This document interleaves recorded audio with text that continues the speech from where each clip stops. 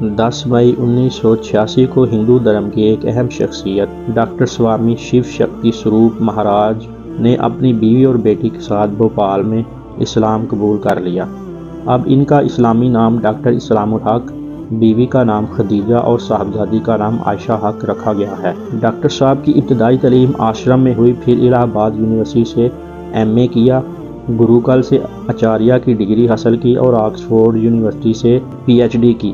دنیا کے 10 بڑے مذاہب میں پی ایچ ڈی کی۔ اس کے بعد پوپ ششم کی دعوت پر اٹلی گئے، جہاں پر انہوں نے 7 مختلف موضوعات پر تقریریں کی، جن سے متاثر ہو کر پوپ پال نے انہیں اہم اعزازات سے نوازا۔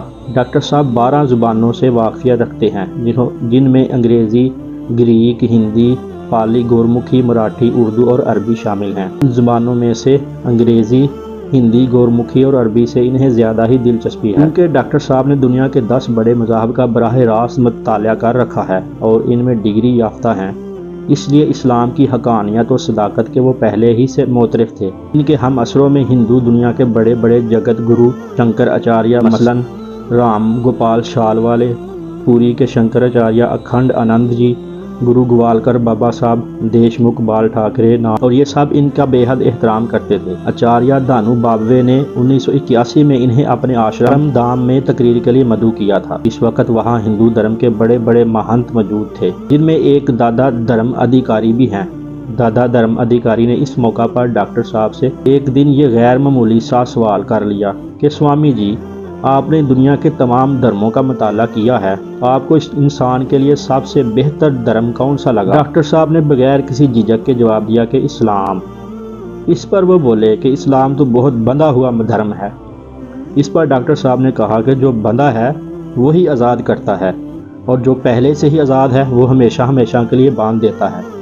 اس لیے دھرتی پر آدمی کو ایک عرصے سے بندھے ہوئے دھرم کی ضرورت ہے، جو اسے دنیا میں اچھی طرح باندھ کر پریوگ میں کھولے، اور ایسا دھرم میری نظر میں صرف اسلام ہے۔ ڈاکٹر صاحب نے اپنے قبول اسلام کا واقعہ یوں بیان کیا ہے کہ جنوری 1984 میں ایک رات میں نے خواب دیکھا کہ ایک بڑی جماعت میرا پیچھا کر رہی ہے اور میں اس کے خوف سے بھاگ رہا ہوں۔ اچانک مجھے ٹھوکر لگی اور میں گر پڑا۔ ایک لمحے کے بعد انجانے ہاتھوں نے مجھے سہارا دے کر اٹھایا۔ اٹھ کر میں اس روشن اور تابناک چہرے کو ٹکٹکی لگا کر دیکھنے لگا، لیکن پہچان نہیں پا رہا تھا کہ کون ہے۔ مجھے سہارا دے کر کھڑا کیا۔ پاس ہی کھڑے ایک صاحب نے کہا، یہ محمد الرسول اللہ صلی اللہ علیہ وسلم ہیں۔ مجھ پر ایک کیفیت طاری ہو گئی۔ آپ نے فرمایا، کلمہ پڑھو، اور میرے ہاتھ کو اپنے ہاتھ میں لے کر جیسے جیسے وہ پڑھتے گئے میں بھی پڑھتا گیا۔ اسی رات کو میری اہلیہ نے بھی دیکھا تھا۔ اسی دن ہم اس کوشش میں لگ گئے کہ کسی طرح باقاعدہ کلمہ پڑھا جائے۔ آخر کار قسمت نے علماء کے شہر بھوپال پہنچا دیا، اور 10 مئی 1986 رمضان المبارک کی رات کو میری اہلیہ، میں اور میری جوان سال بیٹی نے مبارک مذہب کو قبول کر لیا۔